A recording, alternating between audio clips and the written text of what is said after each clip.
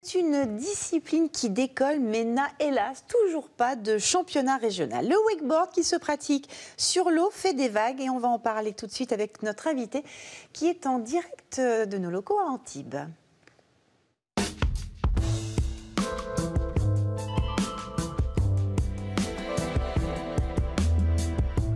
Bonjour Florent, vous allez bien?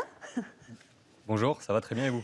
Très bien, je vous remercie. J'en profite pour saluer toute l'équipe d'Antibes. Pouvez-vous nous expliquer pourquoi le wakeboard n'a-t-il pas encore de championnat régional? C'est quoi cette histoire? Pourquoi? Alors en fait, dans toutes les autres régions de France, dans tous les départements, il y a une commission téléski nautique qui s'est montée. Et en fait, chaque année, toutes ces régions en fait, établissent un championnat de ligue. Donc c'est départemental et on est la seule région en France quasiment qui n'a pas encore fait ce championnat. Du coup, on aimerait mettre ça en place pour l'année 2019 et c'est vraiment notre plus gros projet. Une activité, vous dites, qui est finalement plus accessible que le ski nautique. Là, on voit des images au moment où on se parle. C'est vrai que c'est plus facile que le ski nautique? Alors non, pas forcément. C'est une pratique dérivée du ski nautique. Donc nous, en fait, on promouvoit plus la pratique que vous voyez derrière nous. C'est la pratique en téléski, donc tracté par un câble tracteur et non par un bateau. Donc ça se fait plutôt sur les lacs et non pas sur la mer. C'est une pratique un peu plus écologique et un peu plus bon marché, on va dire. Est-ce que vous avez beaucoup de licenciés dans le wakeboard par câble? Donc on est environ 600 licenciés en France. Pour vous donner un petit peu des chiffres, c'est 5000 pratiquants à l'année, enfin réguliers en tout cas. Et en 2018, c'est 300 000 personnes qui ont pratiqué l'activité wakeboard. Donc c'est quand même pas rien. Alors, on ne va pas se méprendre, hein. On voit des images incroyables. Vous verriez la tête que font mes invités sur le plateau.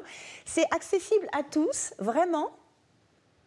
Alors c'est accessible dès 7 ans et c'est vraiment un sport accessible à tout le monde puisque ça reste quand même assez joueur.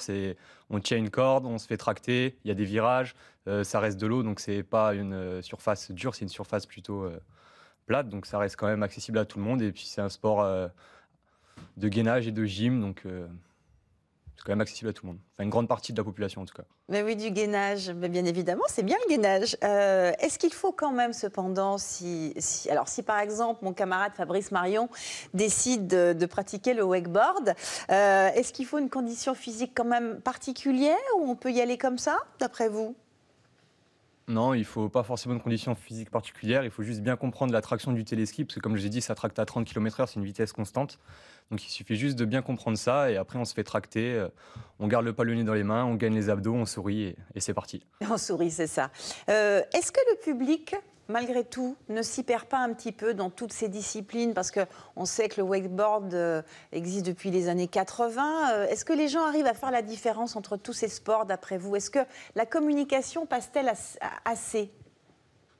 Alors honnêtement, depuis 10 ans, je pense qu'on a fait un réel bond en avant pour ce qui est du wakeboard en câble. Ça s'est vraiment démocratisé médiatiquement et financièrement parlant. Après, je pense que le ski reste toujours un petit peu devant. Pour vous donner quand même un exemple, on a pour vocation d'essayer de mettre en place le wakeboard en câble pour les Jeux Olympiques de 2024 à Paris. C'est en cours d'examen. Il faut aussi qu'on explique quand même que ce championnat en région vous permettrait, vous aussi, de ne pas dépenser des fortunes, parce que c'est ça aussi la problématique. Vous ne pouvez pas bénéficier des mêmes atouts que les autres régions? En fait, il nous faut forcément des ressources, comme je vous ai dit, financières un minimum pour pouvoir organiser l'événement. Il nous faut aussi des ressources matérielles, donc que ça soit pour les lots, pour l'organisation, tout ça. Mais on cherche aussi des ressources humaines, donc des gens bénévoles qui sont prêts à venir nous aider pour promouvoir le projet et le faire aller le plus loin possible. On peut donc proposer aux entreprises de la région de vous contacter, ça pourrait être un plus pour eux? Ah ouais, carrément, de faire des dotations, tout ça, ce serait un super plus. On vous invite à le faire. Oui, voilà. Florent a lancé le message. Merci beaucoup, en tout cas, d'être venu très tôt pour l'émission. Il n'y a pas de problème. On vous souhaite bon vent pour le wakeboard. Et je vous envoie Fabrice Marion très bientôt pour que vous lui donniez un petit cours. Et merci à nos équipes d'Antibes. Fabrice, t'es partant? Ah oui, je suis toujours partant.